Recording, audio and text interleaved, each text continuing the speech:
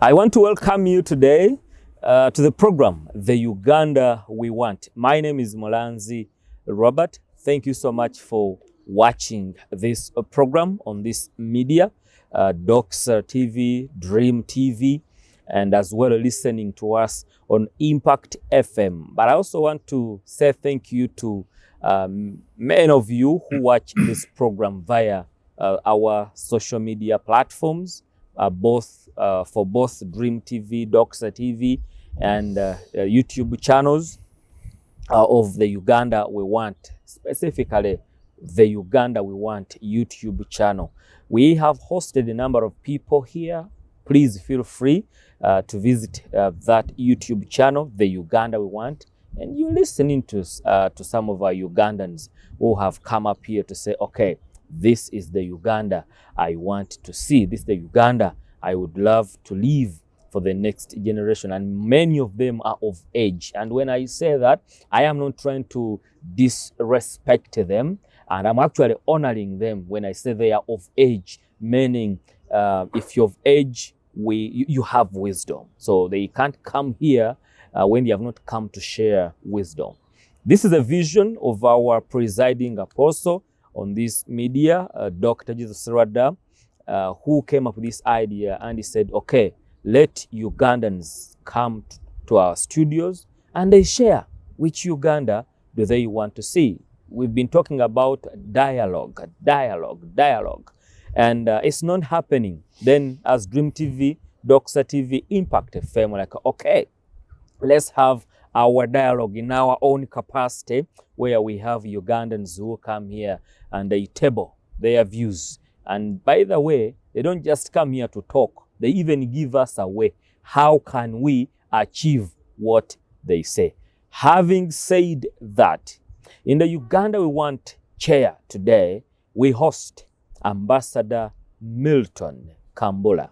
He's with us. He's the president at Global Peace Foundation, Uganda chapter. He's a Global Peace Service Ambassador. He's a nation builder, and at the same time, he's a Pan-Africanist. Hey, Pan-Africans out there, yes, one of us is here to share with us the kind of Uganda. Now, having said Pan-Africanist, I must say the Africa that he wants. I'm so glad to have you, Ambassador.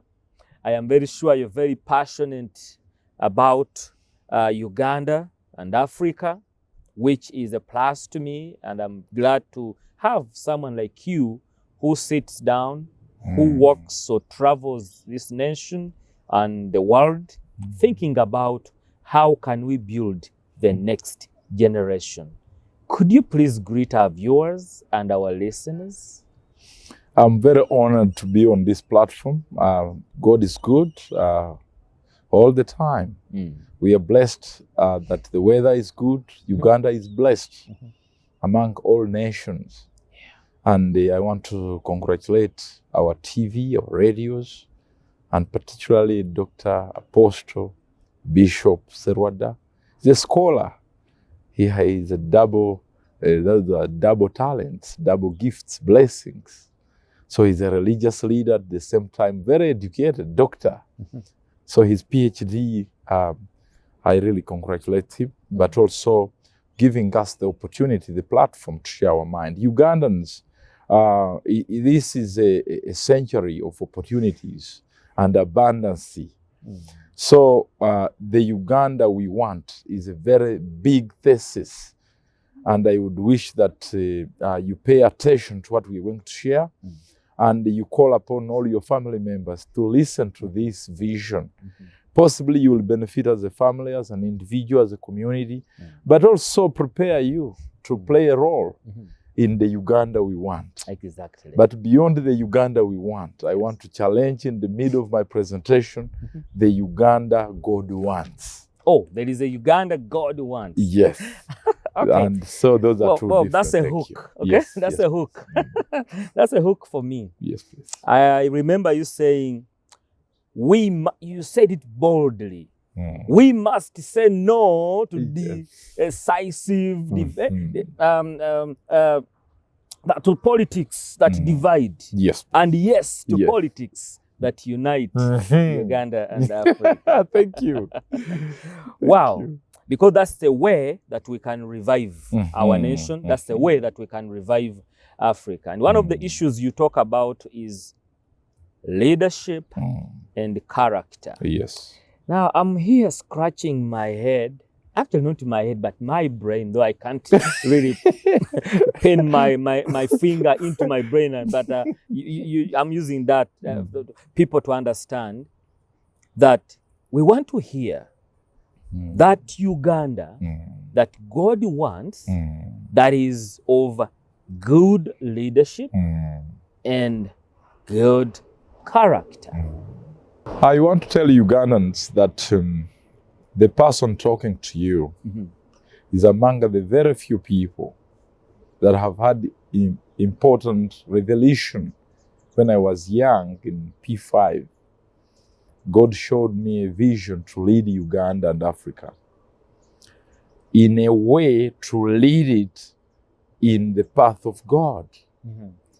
Because we are sinners, we even don't know what we want. So we are just really blessed, favored that through Jesus Christ, we were able to have the opportunity to even sit on this chair and be alive. So I thank Jesus Christ and those prophets and holy men and women who lived before him and even after him to bring salvation to mankind. So I want to say that those of you who have the gift to lead Uganda, please listen to this word, because I'm going to remind you of what God has shown you, the path. Because leadership comes from God, but we misuse that position. So you can imagine from P5, the work I have been doing is just about leadership.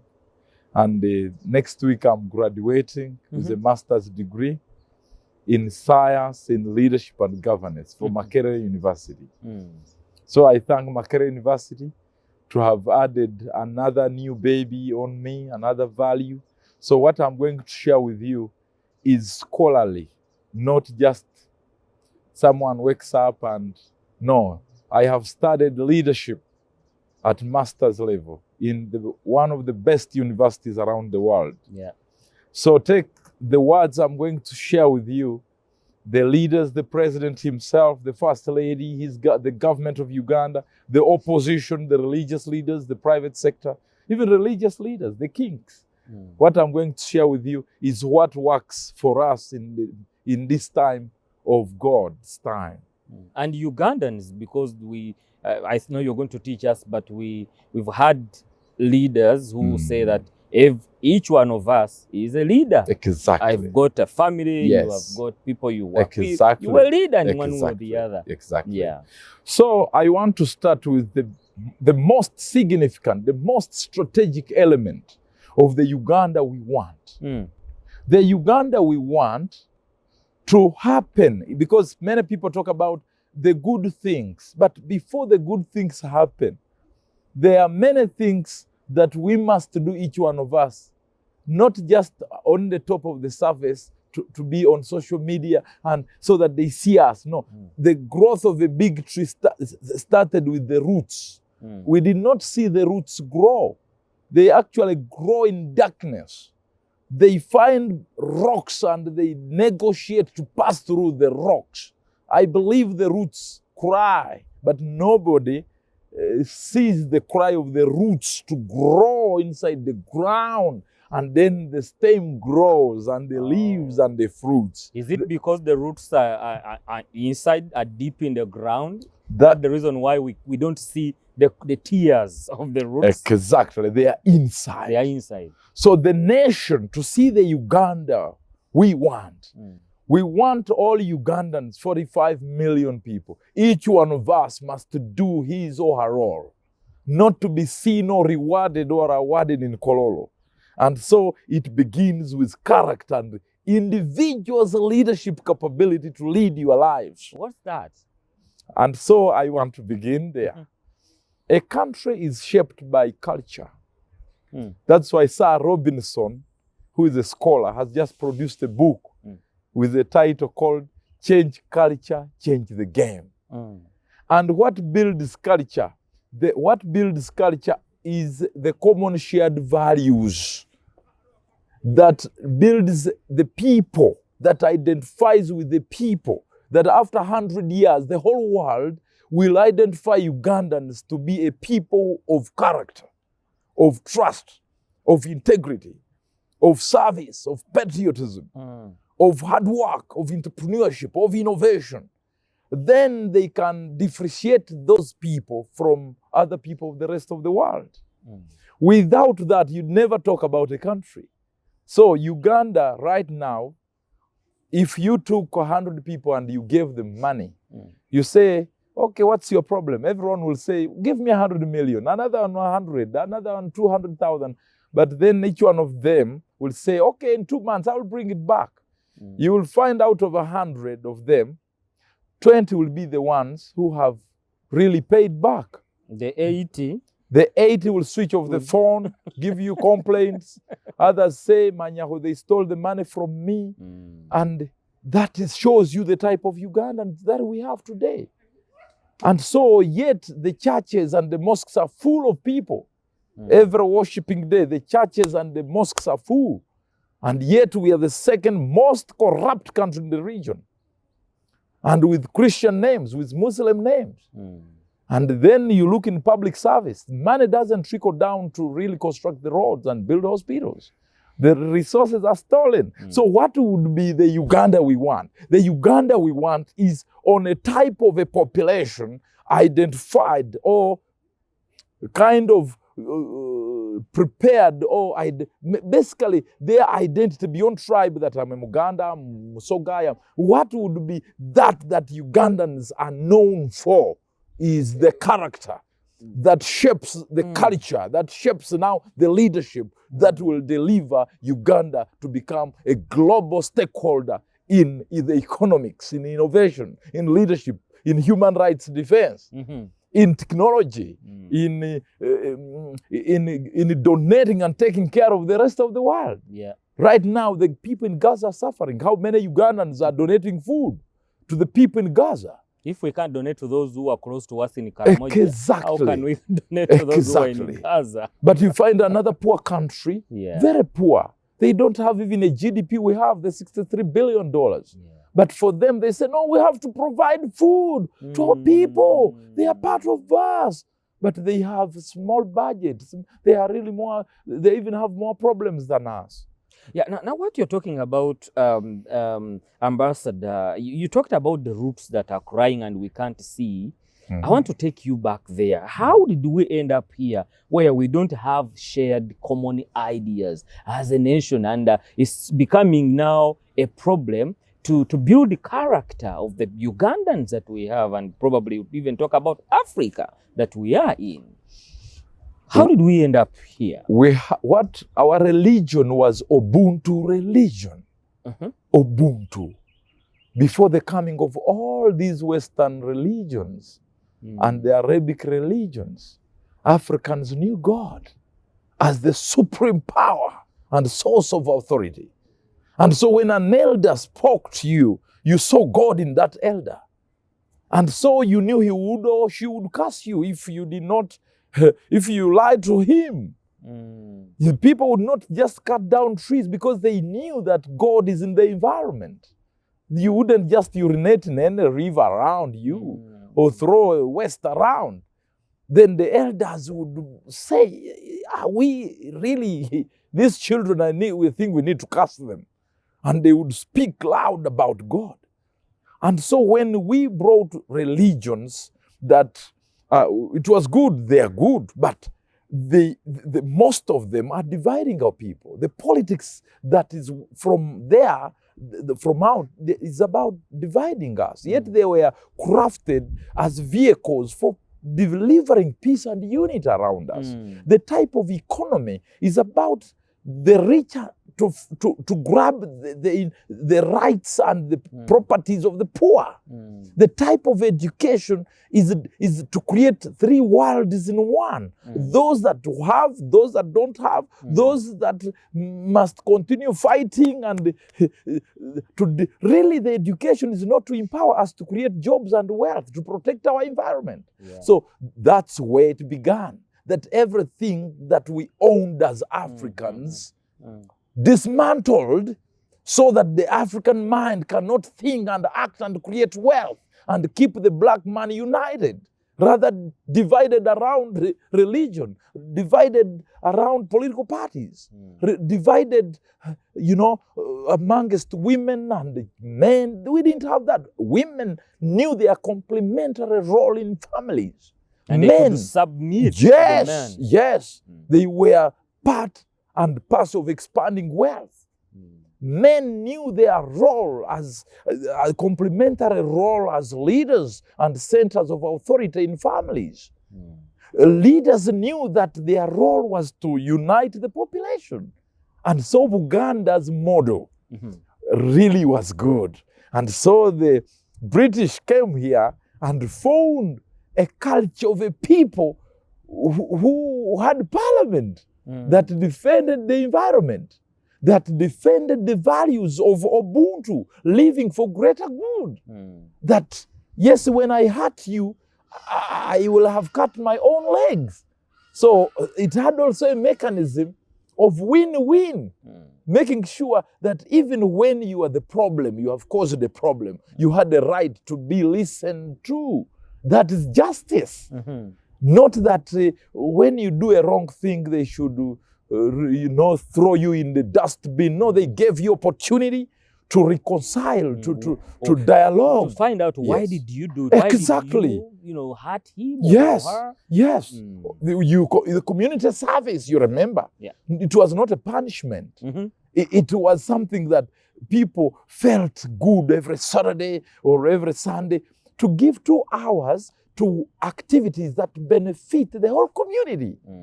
All that died, even to repair a small road, to come and give 2 hours to collect garbage in your slum. You have to pay for people. Exactly. You call people in a conference in Serena, and people say, we want transport. Yet you want to educate them on how to fight malaria. Yeah. What happened to the African mind?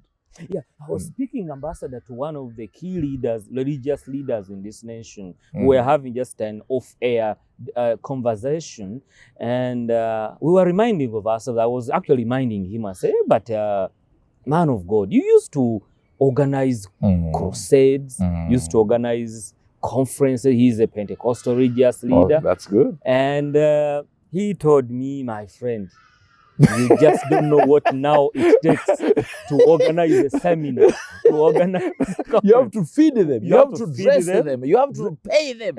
You have to transport them.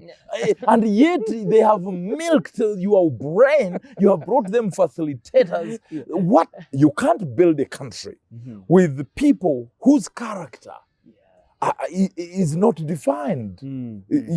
So they have poor mindset and attitude towards education, towards their own country. They don't know that country, Uganda, is blessed.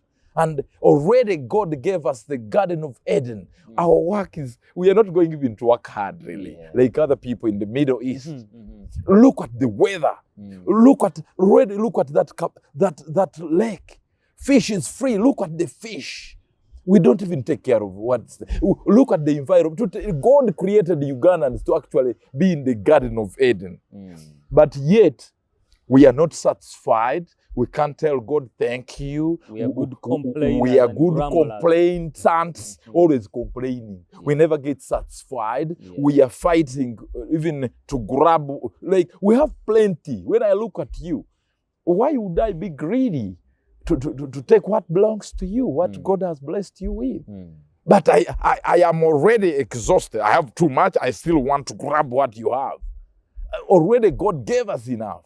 And you're saying that the religion that came in took away our Ubuntu instead of helping, working or as a catalyst to make sure that this Ubuntu remains with us. I think today abana bagamba nti toli munaka Ubuntu. You're doing that. Exactly. That was the ideology that built our peace. Ubuntu became the ideology, the culture on which we were born and nurtured. So it was easy to lead people. It was easy people to dialogue, to work together and build kingdom like Uganda or Muganda. Like unity in diversity. The Banyarwanda came, they welcomed them. The Bakonjo like us, we came, you welcomed us. You thought we are good people, yes, but then all that diverse cultures were supported and guided by Ubuntu. That's why the Banyoro gave birth to the Batoro, the Basoga, Buganda. But then all of us lived together. The Abachwezi also the same. They were built on the doctrine of Ubuntu. That's why they would accept anybody to live anywhere. So when I'm in Uganda, the Kabaka would say, "Oh, mumwe." So they would even give you a wife. They are growing a kingdom of Ubuntu. You become one of them. Exactly. Without condition. Without condition. But without today, terms and conditions. But today we have big walls. A man builds his home, builds a wall, hires the dogs, even a German shepherd, to just eat the neighbor. Then they say we put cameras. We have the latest cameras that even read thumbprints and DNAs of people. We make sure we have doors that are technologically advanced to make sure the people don't pass without permission. You just look at it and it starts to cry. To make an alarm. You don't have appointment. Do you realize? Yet you are building all this to isolate you from the Ubuntu, from the community. So you are living in your own island that when you get sick, you die in your home, alone, nobody knows. So we have social media technology. You think those are your neighbors, but they don't know you. They don't know your cries. They don't know whether you have eaten or not, whether you have malaria. So someone is on social media, is in an island in Indian Ocean. That is your neighbor. Yes, it is good. But what about these that are in Uganda? That are very close. Very close. So it has given you a distant neighbor, yet a neighbor, this one, who's... Love yourself. As you love your neighbor. So in essence, we cannot build a country without people whose culture and character have no central framework of shared values. Now, share with us the shared values, because I think when we have the shared values, Uganda by law, I think we have over 60 cultures that are actually by law, legally, are legally supposed to be, within our nation. But now help us. What kind of those shared values that we must have so that we build our character to lead us to the other leadership you're talking of, that God envisioned for Uganda and Africa? You must know that the Constitution is built on the people's cultures. Unfortunately, in Africa, because our constitutions are just imported constitutions. Oh. Yes, exactly. They come from somewhere. Of course. They're not from within our culture. Yes. So these are the majority, the big segments in the Constitution are frameworks that are patented frameworks of our colonial masters. Okay, now just pause there. Tell me about it. Because omuto jamanyi muluzungu chimbuze bakyogera omuto jamanyi enkuba jetonye. Ndoza Google translator, please translate that. People, and it's just a joke. Well, we're talking about serious matter here. For the case of Uganda's constitution, how can you help us understand that part of our constitution some of the articles are imported. Completely, and people don't question. And so that's why we need constitutional reform, not particularly for political reasons or interests. Oh. We want to sit down and say, who is Ugandan? Who is a Ugandan? The new nation we are talking about, the Uganda we want, must be embedded and reflected within a constitution that reflects our common shared values and cultures, so that everybody is protected by that constitutional framework. But as we now talk, many African countries really are crying, oh my God, we are even arresting people upon crimes they do not know whether they committed or not. Because somehow the cultural framework say this and the constitution say this. And yet we must build for them a menu that looks like them. And then that kind of law will be able to be respected and obeyed. So I am to tell you that, first of all, look at the Speaker of Parliament. Look at her or him. Whatever, I'm not just talking about a monk or my sister. You're talking about the office. The office of the Speaker. Yes. She puts on a weave. Do you know what it means? It is a stamp that the colonial master is still alive and in control. Oh, whoever speaker we get, Yes. whether he's a man Okay. or a woman, Yes. and puts on That is a stamp. it's a stamp that I am around. Go to maybe the judiciary. before you go to the judiciary, Yes. I want people to see this.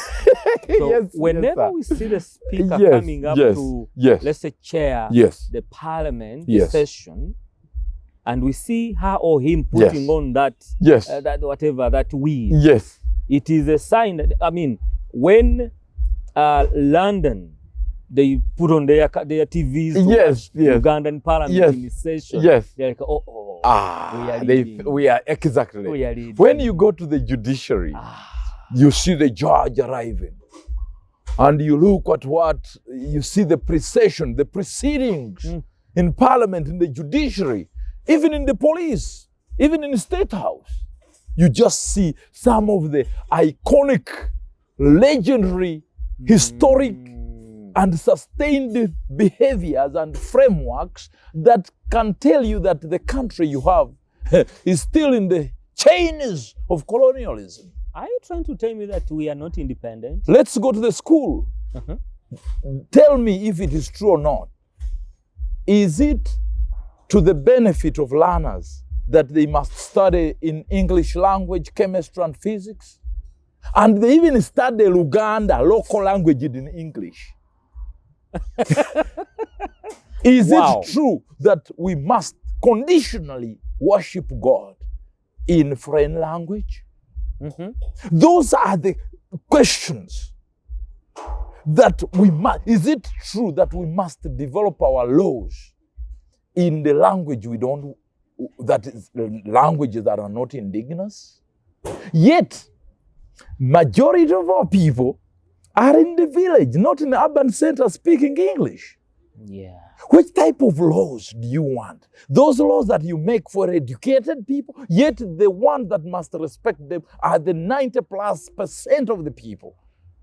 So you have a quotation or an article that the Uganda Human Rights Commission must interpret the Constitution in local languages. But they are not. Why? Ask yourself, why? Literally, we have not built the culture and the character and the leadership that can build the Uganda we want. Exactly. Actually, I visited some years ago. I visited Mama Maria. She's not loved by the Westerners. Yes, please. Reason being that she's a white woman with a black heart. She normally says that. Yes, please. Yeah, and she says that Africa must arise. And imagine, a white woman telling a black man to rise up. At first, I didn't understand her. Yes. And that's why even her people, let me say that, they also don't understand her. Because she believes that there is something that a white man did to Africa. That we Africans, we must rise up. Exactly. And show the white man that Yes. This will not work. Yes. It's not all about the white man. To decolonize is what we must do on this television. Is that everyone listening to us, watching us today, is that our poverty is created poverty. The conflicts we have is created conflict. Because we must reawaken the true African mind. Because it was original to work and lift each other out of poverty. That if one neighbor has a problem, the whole community cannot sleep. Yeah. And what was happening? The character of the Africans by that time was well aligned. They shared common values of living for greater good. I was looking for those. Living for good. For living for the greater good. For the great, for not just for the good, but for the greater good. Greater good. Is that you and me can fight. But what's that must unite us, that must transcend our conflict? Yeah. Like, for example, if we had issues, I gave you some money. And I didn't pay back. You didn't pay back. Yeah. Should that be the central point of me hating you forever and kill your wife and rape your wife and destroy you and talk bad about you? No. What is critical here is that we must have responsibility in the community to plant trees, to protect the environment, because when the environment gets destroyed, we will all get destroyed. Yeah. Not the small conflict that I didn't pay your debt. So I would have that in my mind, that the Burunji Buansi on Saturday, whether I like you or not, must unite us to clean the environment and get the plastic coveras out of the environment, because that plastic is going to destroy the environment. We are not going to grow our crops. Your crops will die and mine die. We had common responsibility of making sure if you go to the army and serve in the army, I take care of your home. I don't sleep with your wife or fail to bring food to your children. So you may have failed to pay. I will not even tell your wife that, you know what, your husband is a bad man. No, it's me and you. Today, who does that? Everybody is destroying each other and killing one another. Yet we are all weak in character. We are broke. Yet God has given us everything to make us prosper. What is the missing link? The character that is based on common shared values of living for greater good. Yeah. In fact, I hear you very well. So you're saying when it comes to constitutional reforms, we shouldn't only focus on political reasons for us to make a reform in the constitution. Yes. There are a number of things that we need to look into our constitution. Yes. And make amendments and Exactly. reform the constitution. Yes. To make sure that at least we align our constitution with our culture. The problem is 90% of the MPs cannot give what they don't have. So the great minds like us and you and People others don't vote for you. Definitely, because if I joined them, possibly, maybe, but it is a good platform now you are giving me to talk to the whole country. So actually, because if you are going to make a constitutional reform, to be honest, like the way you said we imported these things here, Yes. It must go through the 90% you're talking about, who are actually unable to give what they don't have. The mind that you have in parliament they are in jail. They are in jail. Everyone is about two things. We raise our hands to destroy their views. The other one is to raise their hands as minorities to destroy the minds of the majority. So, and yet both of them, what is seated in their psychic is a colonial mindset and attitude towards their country.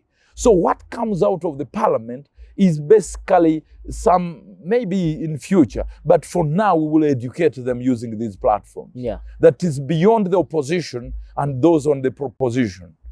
now we need holistic mind on developing our country. And then Uganda can become a model for the rest of Africa.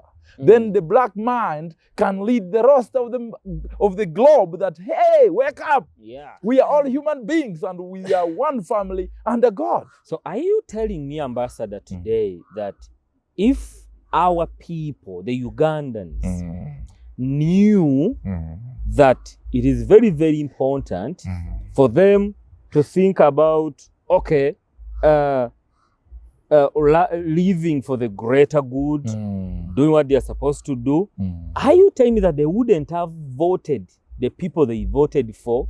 And even these people that who came in to be voted, they also knew that the people who are going to vote them, they think like them. So there is no need to waste. You see, the leaders that didn't make it to parliament. Yes. The people that really, you would think that you wouldn't even say 90% now. You would even say, we have the 60% that can actually make this reform. But we can't confidently say that. You see, that's why I'm not focusing on the leaders in parliament.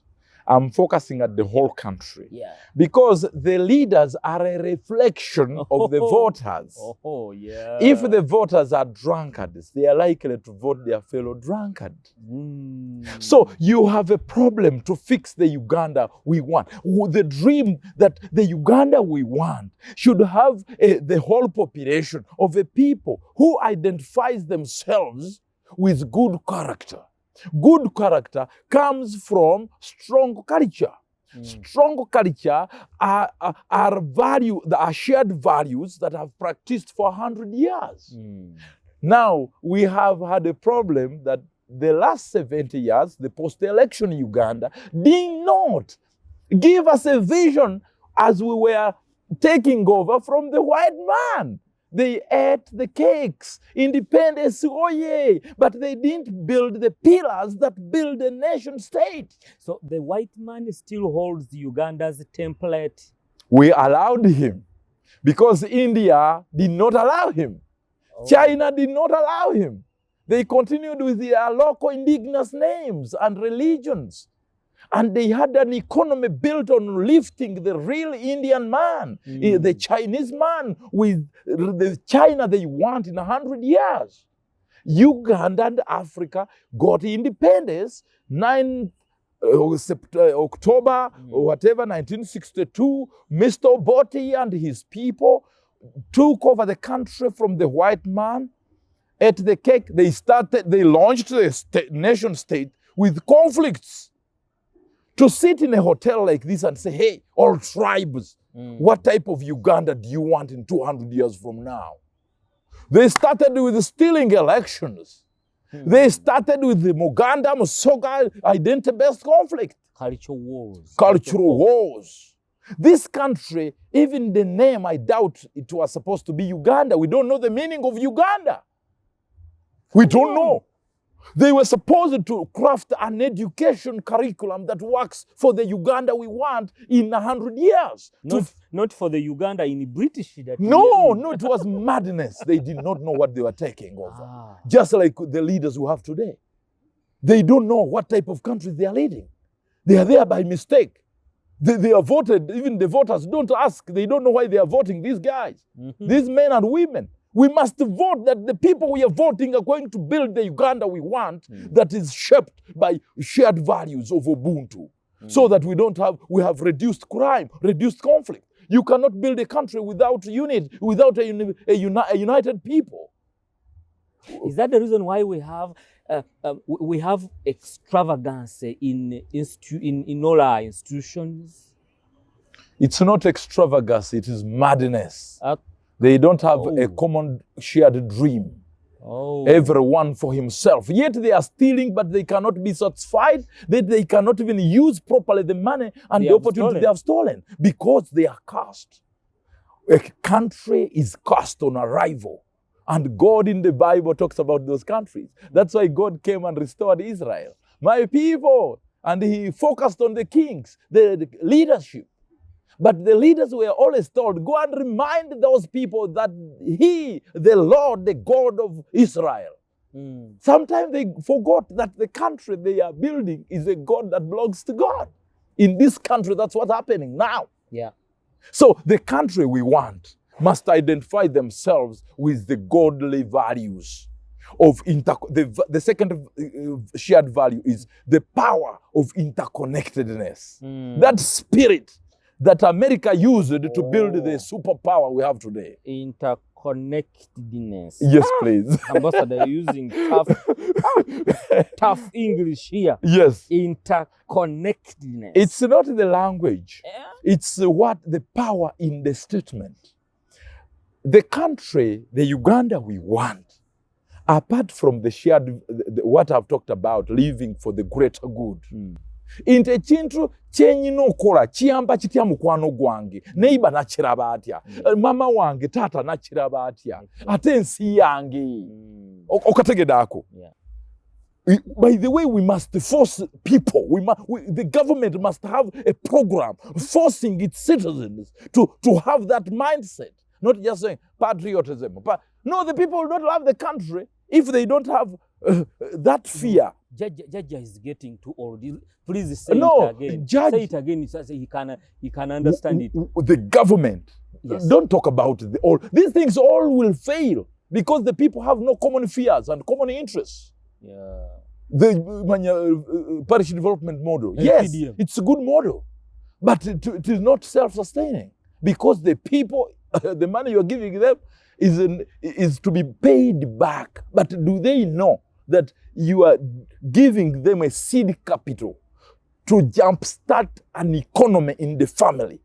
Now they are using the money to drink alcohol, to wed, to marry the second wife, the third wife. The woman has her 1 million. The husband has 1 million. It creates conflict because they are lacking the ideology, the software that builds the country. And it is the role of the state to build the software that its people must have in their heads and in their behaviors. They are talking about mindset change. Nobody's talking about these frameworks of pillars because they cannot give what they don't have. Yeah. So the second shared value is the power of interconnectedness.